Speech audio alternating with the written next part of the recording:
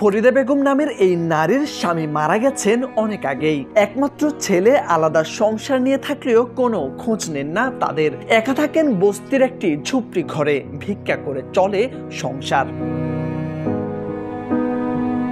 4 মেয়ের বিয়ে হলেও 3 বছরের মধ্যে 2 মেয়ের 2 জামাই মারা যান। 2 মেয়ে ও তাদের 4 সন্তান নিয়ে একসাথে থাকেন তারা। এর মধ্যে এক নাতি প্রতিবন্ধী। মেয়েরা পরের বাড়ি কাজ করেও সংসার চালাতে হিমশিম খায়। এবারের রমজানে ইফতার কেনা তো দূরের কথা, ঠিকমতো খাবারই খেতে হিমশিম খেতে হয় তাদের। তাই তো 1 টাকার ইফতারের কথা শুনে নাতিকে নিয়ে দোকানে ভিড় জমান তিনি। গরিব মানুষ কিনে খাইতে পারি না, ওই একটা বিনিময়ে এসে করে খায়। আমার তো দোয়ার মানুষ নাই, কিনে খাইতে পারি না, এই একটা বিনিময়ে খাই।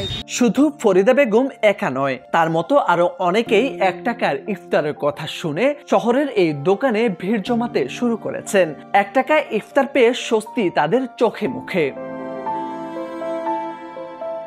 চাঁপাইনবাবগঞ্জ জেলা স্বেচ্ছাসেবক দলের উদ্যোগে জেলায় প্রথমবারের মতো 1 টাকায় ইফতারের কথা শুনে দুপুর থেকে সন্ধ্যা পর্যন্ত দোকানে ভিড় জমান অনেকেই। বিকেল 4টা থেকে দোকানটি খোলা রাখার কথা থাকলেও দুপুরের পর থেকেই লম্বা লাইন লেগে যায় শহরের নবাবগঞ্জ সরকারি কলেজ গেট এলাকায় স্থাপিত এই দোকানটিতে।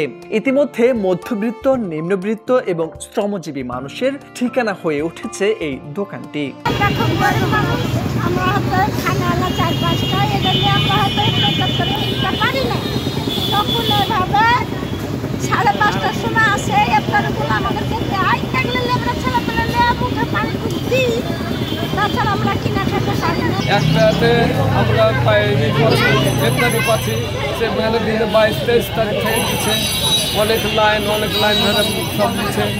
আমাদের এইখানে এবারে প্রথম ইফতারি দেওয়া হচ্ছে।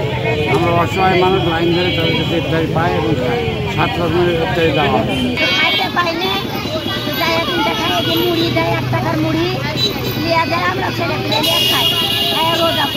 চাঁপাইনবাবগঞ্জ জেলা স্বেচ্ছাসেবক দলের সভাপতি মৃত আনোয়ার হোসেনের মাগফিরাত কামনা এবং বিএনপির চেয়ারপারসন বেগম খালেদা জিয়ার রোগ মুক্তি কামনায় জনসাধারণের উপকারার্থে এমন মহৎ উদ্যোগ গ্রহণ করেছে। পাশাপাশি আগামীতেও এই উদ্যোগ চলমান রাখার প্রতিশ্রুতি দিয়েছেন বিএনপির এই নেতা।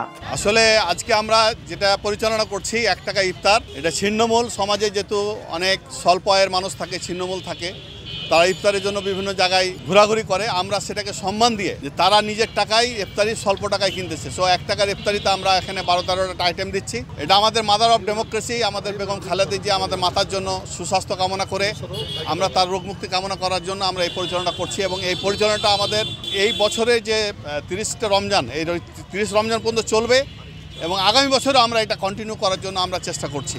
12 পদের 1 টাকায় ইফতার প্রতিদিন 200 জনকে দেওয়া হলেও আগামীতে এর পরিমাণ আরও বাড়ানোর প্রতিশ্রুতি দিয়েছেন আয়োজকরা। মোর্শেদ আলম, সময়ের আলো।